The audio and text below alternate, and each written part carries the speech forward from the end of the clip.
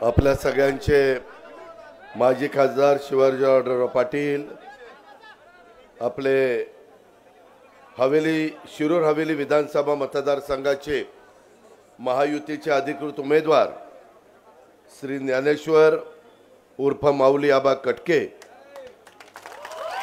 प्रदीप गारटकर, प्रदीप कंद, सुरेश गुले, रवींद्र काळे, दिलीप वालेकर, स्वप्नील डमडरे, जाकीर खान पठाण, मोनिका हरगुडे, वैशाली नागोडे, श्याम गावडे, अण्णा माडिक, सुधीर पराटे, अनिल काशीद, संदीप भोंडवे, सोपानराव गवारे, चाचा जाधवराव, राहुल पाचरणे, शशिकांत दसगुडे, मिलिंद हरगुडे, विपुल शितोळे, राजेंद्र कोरेकर, भगवान जवळकर, रामभाऊ सासवडे, राजू जगदाळे, सिद्धार्थ कदम, आबा सोनवणे, कुंडिक शितोळे, स्वप्नील गायकवाड, अलका कांचन, रामभाऊ दाभाडे, बाळूअप्पा अण्णा चौधरी, निलेश काळभोर, चंदन सोनकर, गुलाब चौधरी, माऊली जवळकर, जितेंद्र बडेकर, प्रवीण काळभोर, सुभाष जगताप, दादासाहेब सातव, कैलास सोनवणे. आजच्या सभेच्या निमित्तानं उपस्थित असणारे खूप मोठी यादी आहे. भारतीय जनता पक्ष, राष्ट्रवादी काँग्रेस पक्ष, शिवसेना, RPI आठवले आणि आमच्या घटक पक्षांचे सर्व सन्माननीय उपस्थित असणारे आजी माजी पदाधिकारी, माझ्या शिरूर आणि हवेली परिसरातून आलेले सगळे मतदार बंधू भगिनी, माझ्या माय माऊली, माझे बांधव, आमचे तरुण सहकारी आणि आमच्या पत्रकार मित्रांनो, आज तसं बघितलं तर हिंदू हृदय सम्राट बाळासाहेब ठाकरे यांचा स्मृतिदिन. मी सुरुवातीलाच त्यांना विनम्र अशा प्रकारचं अभिवादन करतो. मित्रांनो, नावरे गावचं ग्रामदैवत श्री मल्लिकार्जुन, श्री भैरवनाथ तसंच पीर साहेब यांना वंदन करतो. महायुतीचे उमेदवार माऊली कटके यांच्या विजयासाठी आम्हाला आशीर्वाद द्या असं त्यांना साकडं देखील आपल्या सर्वांच्या वतीनं घालतो. शिरूर हवेली विधानसभा मतदारसंघ एक ऐतिहासिक, आध्यात्मिक, सांस्कृतिक, शैक्षणिक, आर्थिक, औद्योगिकदृष्ट्या एक आपल्या पुणे जिल्ह्यातला महत्त्वाचा मतदारसंघ.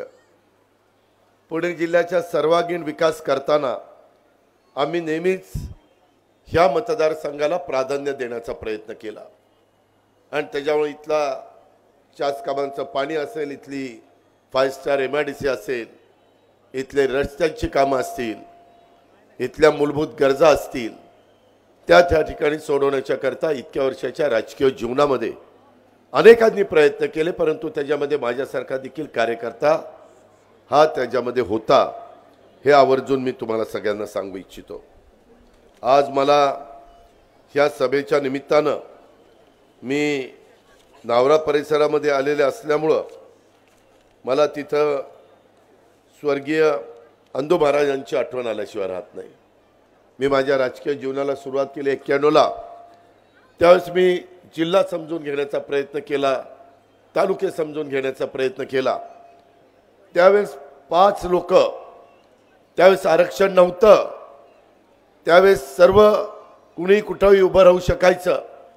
आणि त्या काळामध्ये आपल्यामध्ये स्वर्गीय बापूसाहेब थिटे असतील, स्वर्गीय आनंदरामजी आचार्य असतील, स्वर्गीय किसनराव भुजबळ साहेब असतील, स्वर्गीय हरिभाऊ इसवे असतील, हे 4 आणि 5वी आत्ता माजी आमदार पोपटरावजी गावडे, हा सगळा 5 जणांचा ग्रुप असायचा.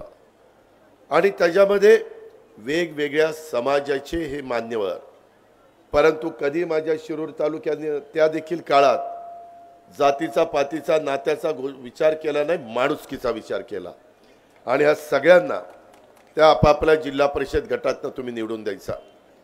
मी इथं आल्यानंतर ह्या बापूसाहेबांना, पोपटराव कोकरे, आनंदराव आचार्य, किसनभाऊ भुजबळ, माधवराव फराटे, बाबूराव पाचरणे, बाबूराव दौंडकर, संभाजीराव भुजबळ, रसिकभाऊ दाढीवाल, शहीदभाई पठाण, हरिभाऊ इसवे, ह्या सर्व मान्यवरांना भावपूर्ण श्रद्धांजली या ठिकाणी अर्पण करतो. काळाच्या नियतीच्या पुढे आपलं काही चालत नाही, आलेल्या प्रसंगाला सामोरं जावं लागतं. पण त्याच्यामध्ये आपल्याला विशेषतः आपले बाबूराव पाचरणे हे फार तसं बघितलं तर लवकर आपल्यातनं निघून गेले. मित्रांनो, आज अप्पासाहेब बेनके, मनोहर भोसले, रामदास वागचौरे, विजय कुसेकर, बापूसाहेब राक्षे, सीमाताई ओहळ, राजेंद्र कुलथे आणि शिवाजी घोलप या मान्यवरांनी राष्ट्रवादी काँग्रेस पक्षामध्ये प्रवेश घेण्याचा निर्णय घेतला. त्याबद्दल त्यांना देखील मनापासून धन्यवाद देतो. त्यांचे देखील मी मनापासून आभार मानतो. ही निवडणूक खऱ्या अर्थाने माझ्या शिरूर आणि हवेली विधानसभा मतदारसंघाचं भवितव्य ठरवणारी निवडणूक आहे. कारण 2029ला पुन्हा मतदारसंघ बदलतील. माझ्या माहितीप्रमाणे 2009ला बदलले.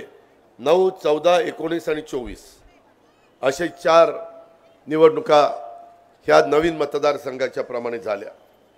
आपण अनेकांना निवडून दिलं.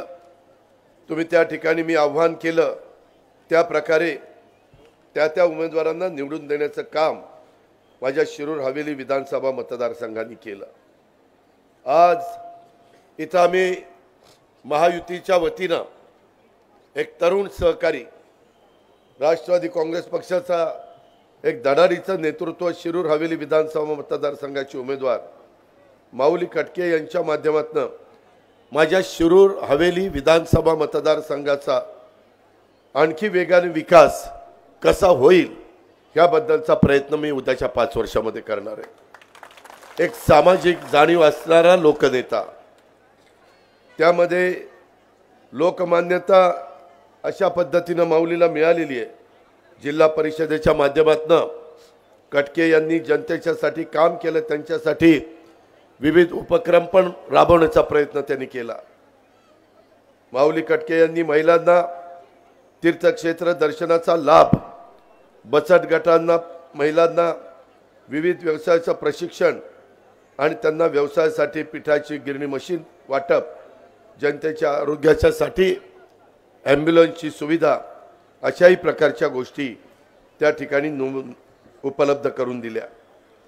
शिरूर मतदारसंघाच्या जनतेच्या काय आशा आहेत, हवेली विधानसभा, शिरूर हवेली यांच्या काय आकांक्षा आहेत, यांच्या अपेक्षांची पूर्तता करण्यासाठी ते इथून पुढं अतिशय चांगल्या पद्धतीनं काम करतील. एक कार्यक्षम, कर्तव्यदक्ष, संवेदनशील नेतृत्व म्हणून माऊलीची ओळख ह्या दोन्ही तालुक्यामध्ये झालेली आहे आणि मला विश्वास आहे. मी आज तुम्हाला सगळ्यांना आग्रहाची, नम्रतेची, कळकळीची विनंती करण्याच्या करता आलोय.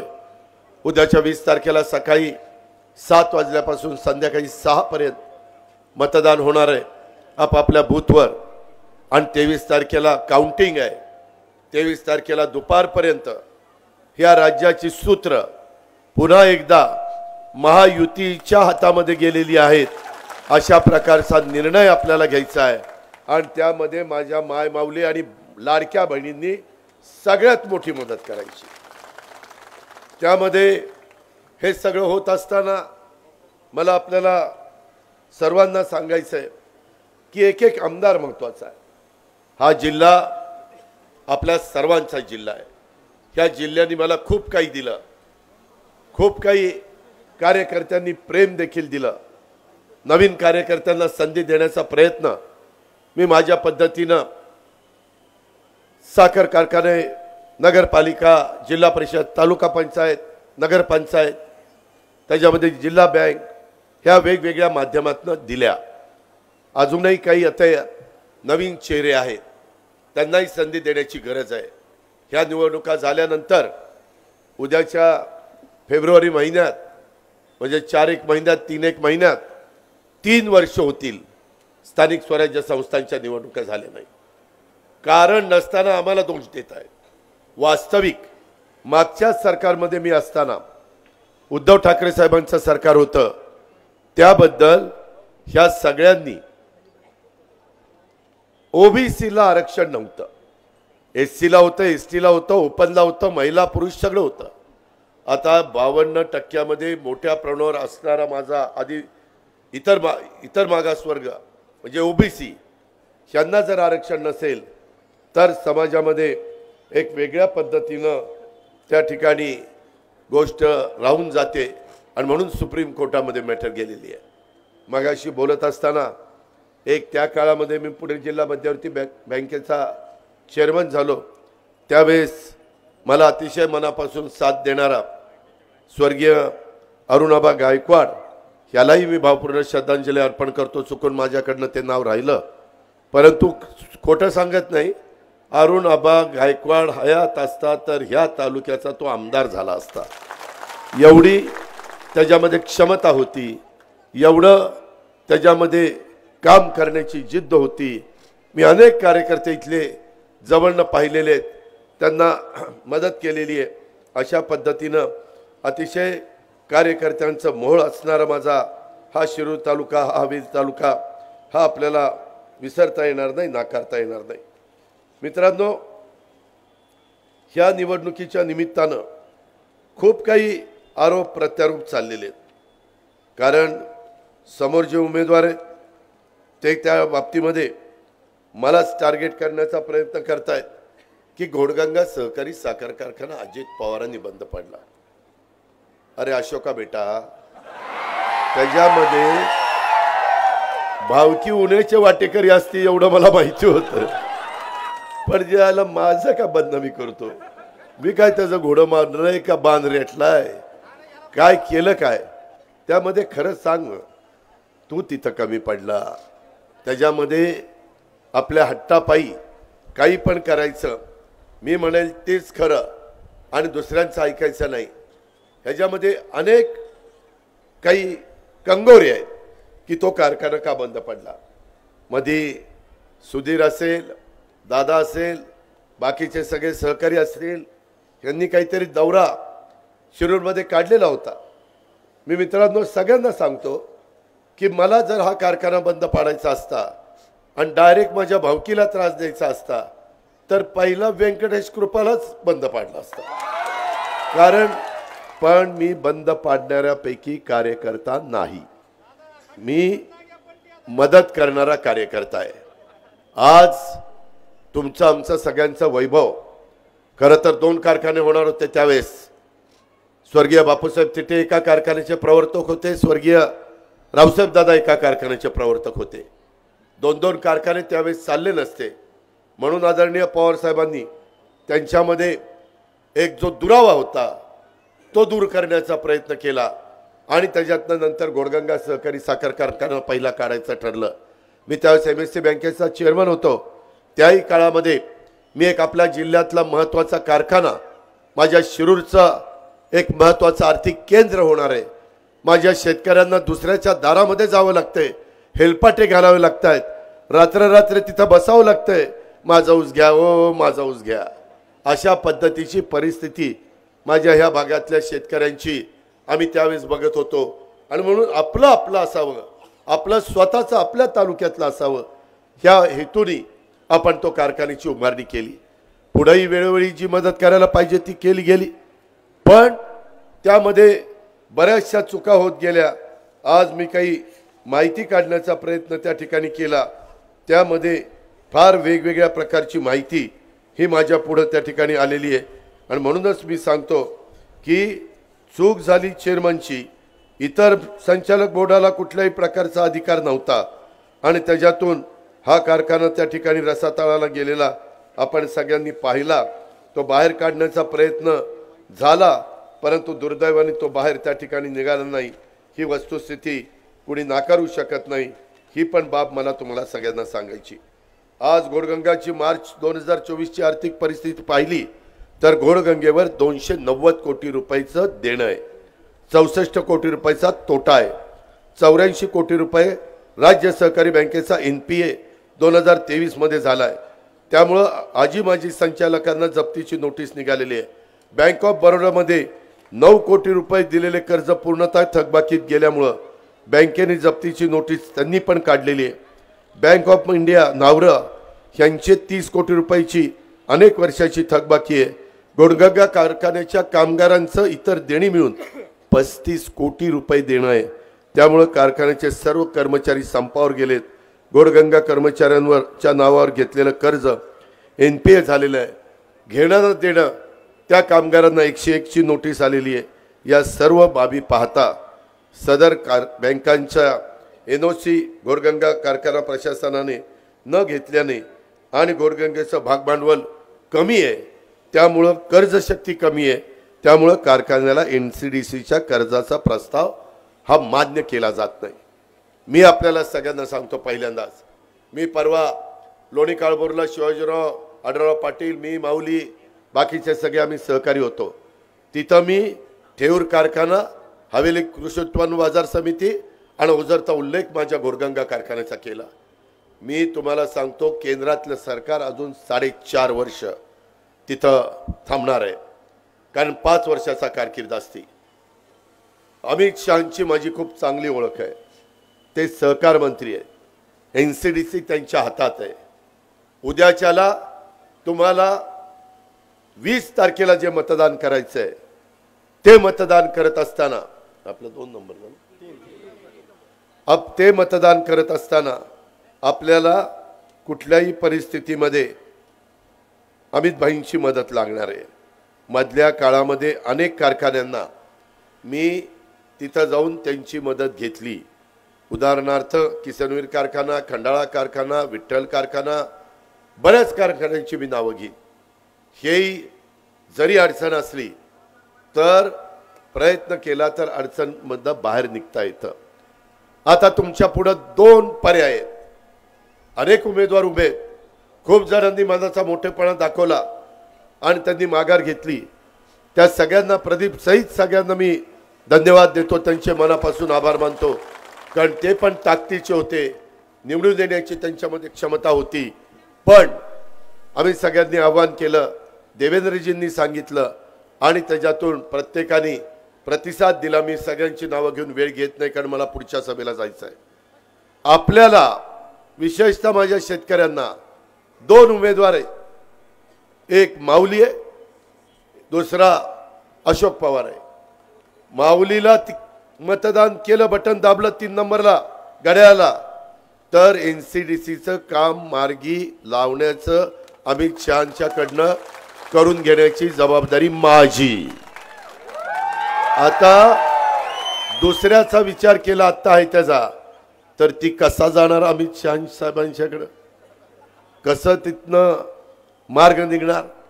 मार्ग निघू शकत नाही। ज्याला स्वतःचा उत्तम असणारा कारखाना, कार्यक्षेत्रामध्ये असणारा प्रचंड ऊस, अतिशय जवळनं बैलगाडीनं येणारा असा असताना हे जे काही माझ्या कामगारांचं, शेतकऱ्यांचं नुकसान झालेलं आहे ते कदापि भरून निघणार नाही। मला तुम्हाला ह्या निमित्तानं हेही सांगायचं आहे की अतिशय वेगळ्या पद्धतीनं तुम्हाला आता असं वाटतं की आपला 15 तारखेला तर कारखाने सुरू झालेत, शिरूरवाल्यांना भीती वाटते की आपला ऊस कसा जाणार। आपण मार्ग काढू, त्याच्यामध्ये या हंगामामध्ये आपण विरधावल जगदाळे दाऊन शुगरला विनंती करू, अंबालिकाला विनंती करू, परागला विनंती करू, श्रीनाथ मस्कोबाला विनंती करू। ह्यांच्यामधनं नाही अजूनही कमी पडत असेल तर माळेगावला विनंती करू, सोमेश्वरला विनंती करू। तुम्ही काही काळजी करू नका, तुमचं वेळेमध्ये एक कांड्याचं टिपरू देखील मी राहून देणार नाही, हा माझा शब्द आहे। आणि तुमचा भाव जो होता घोडगंगेचा त्याच्यापेक्षा जास्त भाव देईल, हे पण मी तुम्हाला सांगतो। मला शेतकऱ्यांचं नुकसान कधी सहन होत नाही, कारण मी पण शेतकरी आहे, शेतकरी ही माझी जात आहे। त्याच्यामुळं माझ्या शेतकऱ्यांच्यावर अशा प्रकारचं गंडांतर काही झालं तर मी त्या ठिकाणी येऊन देणार नाही। एकंदरीतच MIDCचा 3रा टप्पा करडे सरदवाडी परिसरात कंपन्या आल्यात, तिथं बेरोजगार युवकांना व्यवसायासाठी, नोकरीसाठी प्रयत्न करावे लागणार आहे। त्यामध्ये वेगवेगळ्या बाहेरचे लोक 2 पैसे कमवत आहेत, काही जण इथली लोक टेंडर घेऊन, ते स्क्रॅपचं टेंडर घे, कुठं लेबर कॉन्ट्रॅक्ट पुरवण्याचं टेंडर घे, अशा प्रकारची टेंडर घेऊन प्रचंड त्या बाबतीमध्ये ते आर्थिक सक्षम झालेले। मला त्याच्यामध्ये काही बोलायचं नाही, पण ह्यामध्ये मी आपल्याला सगळ्यांना सांगेन की वेळ पडली तर आम्हाला राज्य सरकारमध्ये काही धोरणामध्ये बदल करावा लागला तरी चालेल। आम्ही त्या कारखान्यावाल्यांना सांगू की बाबांनो, टॉपचे अधिकारी तुमचे तुम्ही घ्या, परंतु जे स्थानिक कारखानदारी ज्या भागात आहे त्या भागामध्ये तिथला मुलगा किंवा मुलगी त्यांनी तसं शिक्षण घेतलेलं असेल तर स्थानिकांना तुम्हाला 80% जागा द्याव्या लागतील अशा पद्धतीनं। पण त्या जागा मिळाल्यानंतर स्थानिकांनी पण तिथं इमाने इतबारे काम करावं। बऱ्याचदा स्थानिक म्हणतात ही असलं काम हे मला नाही जमायचं चाललो मी, मग त्यांना बिहार आणि यूपीचे लोक आणावे लागतात। मी खोटं नाही सांगत, मी हे अनुभवलेलं आहे। त्याच्यामध्ये आत्ताही आम्ही याच्या आधी दुधाचा धंदा करायचो, आपली लोक धारा काढायचे, आपली लोक पहाटे उठायचे। आता कोणी शेण काढायला तयार नाही, तिथं बिहारचे आणि यूपीचे भैया आणतात आणि ते वर्षाला धारा काढण्याच्या करता काही कॉन्ट्रॅक्ट घेतात, काही जण मशीन लावतात, ही पण परिस्थिती आहे। पण अलीकडं काही बाबतीमध्ये कष्टाचं काम करायला म्हणजे कारखान्यात भुश्यावर काम करायला काही जण तयार होत नाही, ह्याची पण नोंद माझ्या सहकारी मित्रांनी घ्यावी। घोडगंगा धरणाच्या पाण्याने घोड नदीत आणि उजवा कॅनॉल योग्य नियोजन करण्याचं काम देखील आम्ही करू। आम्ही कामाची माणसं आहोत, आम्ही बिनकामाची माणसं नाही आणि त्याच्यामुळे ह्या कामं आपल्याला सगळ्यांना मार्गी लावण्याच्या करता कुठल्याही प्रकारची अडचण ही त्या ठिकाणी भासणार नाही, ह्याची पण नोंद माझ्या सर्व सहकारी मित्रांनी घ्यावी। आज मी इथं येत असताना आवर्जून शिवाजीराव आढळराव पाटील असतील, बाकीचे सगळे सहकारी असतील, त्यांच्या साक्षीनं सांगतो की तुम्ही माऊलीला घड्याळाच्या चित्राच्या शेजारचं बटन दाबून त्या ठिकाणी विजयी करा। पुढच्या वर्षी घोडगंगा सहकारी साखर कारखाना सुरू करण्याची जबाबदारी माझी। तुम्ही म्हणाल पुढच्या वर्षी कसं, आता निकाल लागल्यावर बाकीचं सगळं व्हायला 2-3 महिने जातील, ओगे थापा मारले तर पुढच्या वेळेस मला धाराल ए शाण्या मागे सांगितलं होतं ना चालू करतो, कुठे चालू केला, मला तुम्ही चालवायला लावाल। त्यापेक्षा मी पुढच्या वर्षी ते करीन। घोड धरणाचे सर्व बंधाऱ्याची उंची वाढवण्याची पण आपली मागणी आहे। चास कमान घोड कालव्याची दुरुस्ती शेवटपर्यंत पाण्याचं पाणी पोहोचवण्याच्यासाठी त्याला आता मी लाईनिकच करतोय। ह्याच्यामध्ये सुधारित प्रशासकीय मान्यता देऊन ह्या बाबतीमध्ये आपल्याला टेलपर्यंत चास कमानचं पाणी आणण्याची जबाबदारी ही माझी। हे काम मी या पंचवार्षिक योजनेत माऊली तुमचा आमदार झाला की हे सगळी कामं मी तुमची मार्गी लावेन। त्याच्यामध्ये शेतीसाठी दिवसावीज 6 महिन्यांनी मी देवेंद्रजींनी एकनाथरावांनी ठरवलेलं आहे की आता 9,500 मेगावॉट वीज आम्ही सूर्यप्रकाशावर करतोय, ती आम्हाला आता काही मिळायला लागली। 6 महिन्यांनी सगळे आमचे प्रोजेक्ट चालू होतील आणि ॲव्हरेज 3 रुपये लिटर 3 रुपये युनिटनी आम्हाला ती त्या ठिकाणी वीज मिळणार आहे। त्याच्यामुळे तुम्हाला इथनं पुढं 6 महिन्यांनी दिवसा वीज दिली जाणार आहे। बांधवांनो काळजी करू नका, माय माऊलींनो त्यावेळेस त्यांना दिवसा वीज मिळाल्यानंतर रात संध्याकाळ झाली दिवस मावळला की पतिदेव घरी येतात का नाही एवढं फक्त बघायचं, कारण ह्यांनी संपूर्ण मोटर बंद केली की घरी जायचं, बायका मुलांच्यात राहायचं आणि तिथं जेवायचं, गप्पा मारायच्या, पोरापोरींचं कसं चाललंय चौकशी करायची।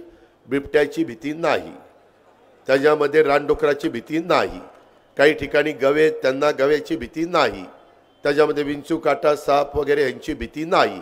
त्यामुळे तुम्ही काही काळजी करू नका। तशा पद्धतीनं आमचं काम पण ऑलरेडी सुरू झालेलं आहे। मांडवगड फराटा येथे मागील 1 महिन्यातच बिबट्याच्या हल्ल्यात वंश सिंग आणि शिवतेज टेंबेकर 2 लहान मुलांचा मृत्यू झालाय, त्यांनाही मी भावपूर्ण श्रद्धांजली अर्पण करतो। बिबट्यांचे वाढते हल्ले लक्षात घेता मी काल जुन्नरला होतो, आढळराव पाटलांना माहिती आहे, तिथं मी काही कोटी रुपये DPDCतनं दिले पिंजरे घ्यायला। ज्या ज्या वन विभागाला महत्त्वाच्या गरजा बिबटे पकडण्याच्या करता लागतात त्या बाबतीमध्ये आपण तिथं पैसे दिलेले आहेत। त्याच्यामुळं शिरूर तालुक्यामध्ये देखील ह्या सगळ्या पिंजऱ्यांची उपलब्धता आणि बाकीचे टॉर्च वगैरे काय काय लागतात, ते काहीतरी बंदूक एक लागते, ते बिबटा बेशुद्ध होण्याच्या करता काही एक नवीन पद्धत आहे ती त्याच्यामध्ये त्यांना पाहिजे, ते मी तुम्हाला करून देईल। बाबुळचं या ठिकाणी बुडीत बंधारा त्याला निधी पाहिजे, बुडीत बंधाऱ्याच्याबद्दल 2 मतप्रवाह आहेत, त्याकरता सरकार आल्यानंतर मला बोलून त्याच्यातनं मार्ग काढावा लागेल। शिक्रापूर ते नावरा रस्त्याला आपण 153 कोटी रुपयाचा निधी हा उपलब्ध करून दिलेला आहे। याही बद्दलची नोंद माझ्या सर्व शिरूरकरांनी हवेलीकरांनी घ्यावी। मित्रांनो, दुसरी एक गोष्ट तुम्हाला मला आवर्जून सांगायची की मधी मी एक बातमी वाचली की आमदारांच्या मुलाला तिथं काहींनी त्रास दिला, त्याचा छळ केला आणि त्याच्यात माऊली कटकेचे बगलबच्चे तिथं होते। निवडणुकीच्या निमित्तानं भावनिक मुद्दा करून लोकांची मतं मिळवण्याच्या करता जर काही लोक इतक्या खालच्या थराला जात असतील तर दुर्दैव आहे आपल्या सगळ्यांचं। अरे खुल्या मनाने निवडणुका करा ना, परंतु ही काय रेडीचा डाव। मी तुम्हाला सांगतो काय झालं ते। 9/11/2024 शिरूर पोलीस स्टेशनच्या हद्दीमध्ये मांडवगण फराटे येथे राष्ट्रवादी काँग्रेस पक्ष शरदचंद्र पवार पक्षाचे उमेदवार अशोक पवार यांचा प्रचार चालू होता। त्यांच्याच पक्षाचे कार्यकर्ते नमूद गुन्ह्यातील मुख्य आरोपी भाऊसाहेब बिरा कोळपे याने उमेदवार अशोक पवार यांचे चिरंजीव ऋषिराज अशोक पवार यांना आपल्या पार्टीमध्ये काही लोकांना प्रवेश द्यायचा आहे, आता आम्ही दिला तसा, आणि असं सांगून एका बंगल्यात नेलं आणि सदर बंगल्यामध्ये हा आरोपी जो त्यांच्याबरोबर गेले 6 महिने प्रचार आणि त्यांच्या जवळचा काम करतोय तो भाऊसाहेब त्या ठिकाणी कोळपे त्याची पत्नी, मी आता बाकीचं काही बोलत नाही, नको त्या गोष्टी, तिथं व्हिडिओ त्या ठिकाणी बनवला। सदर अश्लील व्हिडिओ व्हायरल करण्याची धमकी त्या भाऊसाहेबांनीच त्या ऋषीला दिली आणि पैशाची मागणी केली। त्यामुळं हा गुन्हा दाखल झालाय। सदर गुन्ह्यात 3 आरोपी, त्यांनी नंतर ऋषीने सांगितलं, त्यांनी काहीतरी 10 कोटी मागितले, म्हणले 10 कोटी दे, नाहीतर बघ तुला बघतोच, नाहीतर हे सगळं बाहेर काढतो। त्याच्यावर काहीतरी बँकेचं 15-20 लाख का 50 काहीतरी लाख कर्ज होतं आणि ते कर्ज फेडण्याकरता या ज्या सुपीक डोक्यातनं ही कल्पना निघाली आणि त्याच्यात बदनामी भेनकामाची आपल्या उमेदवाराची किंवा आपल्या कार्यकर्त्यांची। त्याच्यातनं मला कळल्यानंतर मी संबंधितांना सांगितलं ह्याचा कडक तपास करा, कुणी असू द्या म्हणलं, सोडायचा नाही, साल्याला आता टायरमध्ये घ्यायचा, अजिबात सोडायचा नाही। आमचं चुकलेलं असेल तर आम्ही देखील ती चूक मान्य करू। आणि 3 आरोपी अटक केले। त्याच्यामध्ये एक आरोपी अजून सापडला नाही, मी नाव घेत नाही कारण कुणाची बदनामी करण्याचा आपला अधिकार नाही। सदर गुन्ह्यामध्ये भाऊसाहेब कोळके यांच्याकडं गुन्हा कोणी करण्यास लावला ह्याच्या खोलात गेले, त्याची सखोल चौकशी केली, परंतु त्या भाऊसाहेब कोळपेंनी सांगितलं स्वतःचं आर्थिक फायद्यासाठी मी केलेलं आहे, कुणीही मला सांगितलेलं नाही, कुणाचाही दुरान्वय देखील इथं संबंध नाही आणि त्यामध्ये माझं PDCC बँकेचं 14-15 लाख रुपयाचं कर्ज आहे, त्याकरता मी हे केलं। भाऊसाहेब कोळपे हा गुन्ह्यातील फिर्यादी ऋषिराज पवार यांच्याच पक्षातील कार्यकर्ता आहे। त्यांनी फिर्यादीमध्ये नमूद केलं आहे भाऊसाहेब कोळपे हा ग्रामपंचायतीचा सदस्य आहे। लोकसभा निवडणुकीपूर्वी फिर्यादी यांच्या गटामध्ये तो त्यांनी प्रवेश केला। सदर गुन्ह्यामध्ये भाऊसाहेब कोळपे याचा मोबाईल आणि जे काही असलेले व्हिडिओ चित्रीकरण ते सगळं जप्त केलेलं आहे आणि मोबाईल कॉल लॉग आणि व्हॉट्सॲप चॅट ह्याची तपासणी केली असता या गुन्ह्यामध्ये कोणत्याही राजकीय उद्देश दिसून येत नाही। याबाबत आरोपीकडे सखोल चौकशी करण्यात आलेली आहे आणि भाऊसाहेबांनी स्वतःच्या आर्थिक फायद्याकरता हे केलं। म्हणजे काय डाव होता बघा, ह्याच्यात कारण नसताना बाबाचं नाव माऊली आणि जे आलं त्याला त्याच्यामध्ये अडकायचा प्रयत्न चाललाय। अरे काय रे तुम्ही माणसं, हे बरोबर नाही, हे मला तुम्हाला सांगायचं होतं आणि मी सांगितल्यावर तुम्हाला पटेल म्हणून मलाच सांगायचं होतं।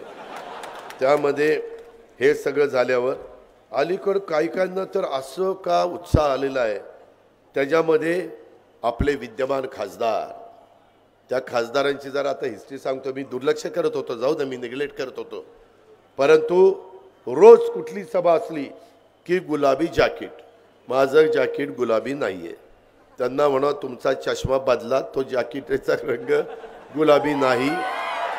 जांभळ जांभळ खाल्ल्यानंतर जांभळाची बी कशी असते, तिचा जो रंग आहे ना तो त्या जॅकेटचा रंग आहे. आणि आता तर घातलेलंच नाही. त्याच्यामुळं ते सारखे बाबा टीका करतोय, निष्ठेविषयी आमच्या बोलतोय. अरे तुम्ही आमची निष्ठा काढावी. आणि वेगवेगळे अजूनही आज उद्या ते काढण्याची शक्यता आहे. निष्ठेच्या बद्दल हे महाराज बोलतायत. ते आधी राजसाहेब ठाकरेंना भेटले, नंतर 2014 मध्ये त्यांनी उबाटा म्हणजे आत्ताची उबाटा आणि त्यावेळेसची शिवसेनेत प्रवेश केला. त्यावेळेस भाषणाची सुरुवात करताना उद्धव ठाकरे साहेब प्रमुख असायचे. पहिल्यांदा उद्धव ठाकरे साहेब आपल्याला मानाचा मुजरा, आणि अशा पद्धतीने सुरुवात बाबाच्या भाषणाची व्हायची. सगळं रेकॉर्ड काढा, मी काही खोटं बोलत नाही. 2014 मध्ये भाजपने त्यांना लोकसभा निवडणूक लढवली, तेव्हा भाजप सोबत त्यावेळेस शिवाजीराव आढळराव पाटील 2014ला उमेदवार होते आणि त्यांनी भाजपचं काम केलं. कुणी? कोल्यांनी, शिवसेनेचे कार्यकर्ता म्हणून ते त्यांना चाललं. 2014च्या लोकसभेच्या निवडणुकीत आढळराव पाटलांना विजय मिळाल्यानंतर शिवसेनेचा वर्धापन सभेमध्ये ते म्हणाले, लोकसभेत खिळखिळ्या झालेल्या काँग्रेस आणि राष्ट्रवादी काँग्रेसला पूर्ण संपूया. ही त्या बाबाचं भाषण 2014चं. 2014च्या विधानसभा निवडणुकीत माननीय पवार साहेबांनी बीजेपीला एकतर्फी पाठिंबा जाहीर केला. बीजेपीने तो मागितला नव्हता पण केला, तुम्हाला आठवत असेल. त्यावेळी हेच कोल्हे म्हणाले, बीजेपीने चूक केली. 2+2 बरोबर 5 करणारे पवारसाहेब नेते, हा बीजेपीला शून्य करेल. म्हणजे पवारसाहेब शून्य करतील ही साहेबांच्यावर त्यांनी टीका केली. आणि बीजेपीने पवारसाहेबांचा पाठिंबा नाकारला आणि शिवसेनेबरोबर सत्ता स्थापन केली. तेव्हा कोल्हे साहेबांना बीजेपी चालली. अक्षरशः सोयीचं राजकारण असतं. ते आधी बघतं किंवा आता काय आणि तशा पद्धतीने बोलायचं. 5 वर्षात त्यांनी प्रयत्न केला, परंतु उद्धवसाहेब ठाकरे तिथं तिकीट बदलत नव्हते. आढळराव पाटलांचं काम चांगलं होतं, त्यांनी आढळराव पाटलांनाच तिकीट त्या ठिकाणी दिलं. तिकीट मिळत नाही म्हणल्यावर ज्यांना ते मानाचा मुजरा करायचे त्यांना जय महाराष्ट्र केला, आणि बेभरोशाचे म्हणून ज्यांच्यावर टीका केली त्यांनाच त्या ठिकाणी त्यांनी घेतलं. मीच माझ्या घरी त्यांना घेतलं. मला त्यांनी सांगितलं की उद्धव साहेबांचे फोन येत आहेत दादा, मी काय करू? म्हटलं आता फोन बंद करा. आणि म्हटलं 4 वाजता त्या धनंजय मुंडेच्या बंगल्यात जाऊ, B4ला पक्षप्रवेश करू, तुम्हाला उमेदवारी दिली. आणि मी माझ्या गाडीत घेऊन गेलो आणि त्या पद्धतीनं त्या बाबाला उमेदवारी दिली. बीजेपी सोबत त्यावेळेस त्याच्या आधी सत्ता भोगली, तेव्हा पवार साहेबांच्यावर टीका केली. उद्धव साहेबांना मानाचा मुजरा केला. खासदारकीचं तिकीट मिळत नाही म्हणल्यावर त्यांनाही जय महाराष्ट्र केला आणि राष्ट्रवादीत प्रवेश केला. राष्ट्रवादीत आम्ही निर्णय घेतला त्यावेळेस हे सगळेजण माझ्याबरोबर होते. ॲफिडेविट केलं आहे, अशोक पवारनी केलं आहे. आमचा शपथविधी असताना टाळ्या वाजवत होते डॉक्टर अमोल कोल्हे. एक जोरात झालं, एक जोरात झालं. आणि काय नंतर जोर कुठे गेला कोणाला माहिती. अशा पद्धतीचं सतत निष्ठा बदलणारा ही व्यक्ती स्वाभिमानाच्या गोष्टी कराव्यात, याला नैतिक अधिकार तरी आहे का? तुम्ही त्या ठिकाणी छत्रपती संभाजीराजांची भूमिका करता, छत्रपती शिवाजी महाराजांची भूमिका करता. सगळ्यांचा तुमच्याकडे बघण्याचा दृष्टिकोन वेगळा आहे. आणि ह्या पद्धतीनं काय चाललंय ह्याच्यातनं मी हे जे काही सांगितलं ह्याच्यातनं माझ्या शिरोळ हवेली तालुक्याचे प्रश्न सुटणार आहेत, ह्याच्यातनं इथल्या रोजीरोटीचा प्रश्न सुटणार आहे. ह्या ज्या योजना आम्ही तुम्हाला सगळ्यांना दिल्या, ह्या योजना चांगल्या आहेत का नाही? चांगल्या आहेत ना? चांगल्या आहेत. ह्या पुढे चालू ठेवायच्या ना? तुमची वीज माफी चालू ठेवायची ना? दुधाचं चालू ठेवायचं ना? आता हे सगळं चालू ठेवायचं असेल तर ते तुमच्या हातात आहे. कसं? तर ती असं की उद्याच्याला मशीन आलं की महायुती पुन्हा सत्तेवर आली पाहिजे. महायुतीचा उमेदवार आहे माऊली कटके. माऊली कटकेच्या घड्याळाच्या चित्रावर तुम्ही शिक्का मारला की आपलं सरकार राज्यामध्ये यायला काही अडचण नाही. राज्यात सरकार आलं की त्या ठिकाणी आम्ही एकनाथराव देवेंद्रजी सगळे बसू, त्याच्यामध्ये नेता निवड करू. आणि मी आज माझ्या मायमाऊलींना सांगतो, मायमाऊलींनो, हा अजितदादाचा वादा आहे की तुमच्या पुढं 5 वर्ष ह्या योजना चालू राहतील आणि तुमची पण वीज माफी आणि बाकीच्या योजना, ज्या कांदा निर्यात बंदी किंवा ज्या पिकाला भाव नाही अशा पिकांना योग्य पद्धतीनं भाव मिळवून देण्याच्या करता केंद्राला हस्तक्षेप करायला सांगून त्याच्यातनं एक्सपोर्ट इम्पोर्ट ह्याचं धोरण त्या ठिकाणी आपण चांगल्या पद्धती करण्याचं काम हे निश्चितपणे करू. मित्रांनो, अनेक गोष्टी मी याच्यामध्ये केल्या. वडू तिळापूरला छत्रपती शिवाजी महाराजांची, छत्रपती संभाजी महाराजांची समाधी, तिथं मला अनेक वर्ष इथं प्रदीप बसलाय. प्रदीप, त्यावेळेस तुलाही सांगितलं होतं जिल्हा परिषदेचा अध्यक्ष म्हणून तिथं काम करायचं. काही प्रमाणामध्ये तुम्ही काम केलं, परंतु नंतर अलीकडच्या काळामध्ये काम करायचं तर उद्याच्या 5-10 पिढ्यांच्या लक्षात राहिलं पाहिजे. आता इतका सुंदर प्लॅन आम्ही केलेला आहे, त्याचं भूमिपूजन आम्ही मुख्यमंत्री आणि दोन्ही उपमुख्यमंत्र्यांनी केलेलं आहे. 397 कोटी रुपयाचा निधी मंजूर केलेला आहे आणि छत्रपती संभाजी राजांच्या नावाला साजेसं अशा पद्धतीचं तिथं स्मारक हे आम्ही त्या ठिकाणी करणार आहोत. त्याचा प्लॅन मी तुम्हाला दाखवीन. आढळराव पाटील पण त्या कार्यक्रमाला होते, त्यांनी पण तो बघितलेला आहे. आम्ही काम करणारी माणसं आहोत, ही गोष्ट आपण त्या ठिकाणी लक्षामध्ये ठेवा. कुठेही तुमची फसवणूक ही मी त्या ठिकाणी होऊन देणार नाही. इथले अनेक प्रकारचे प्रश्न आहेत, ती सोडवण्याची धमक आणि ताकद ही निश्चितपणे आम्हा लोकांच्यामध्ये आहे. त्याहीबद्दल आपण कुठली शंका कुशंका मनामध्ये त्या ठिकाणी बाळगू नका. मित्रांनो, अनेक गोष्टी बोलण्यासारख्या आहेत, परंतु माझी तुम्हाला विनंती आहे, माझी सभा मगाशी मी तसंच केलं. माझ्या पारनेरला सभा झाल्यानंतर माझ्यानंतर विजू आवटी त्याने आज पाठिंबा दिला आपल्याला, तिथला उमेदवार विजय आवटीने काशीनाथ दात्यांना पाठिंबा दिलाय. रोज परिस्थिती आपली सुधारतीये, रोज महायुतीला पोषक वातावरण होते. आणि ही सभा बघितल्यानंतर माझी भावकी आज तर झोपणारच नाही. पण मला माहिती आहे उद्याचे 2 दिवस इतके महत्वाचे, बाबा काही करेल. यावेळेस आता गोडगंगेची माणसं काही द्यायला घ्यायला नाहीयेत, त्यांचे पगारच नाहीत, ते कसले देतात. त्याच्यामुळं व्यंकटेश कृपा येईल इथं आणि ती लोक येतील. जागर राहा, रात्र वैऱ्याची आहे.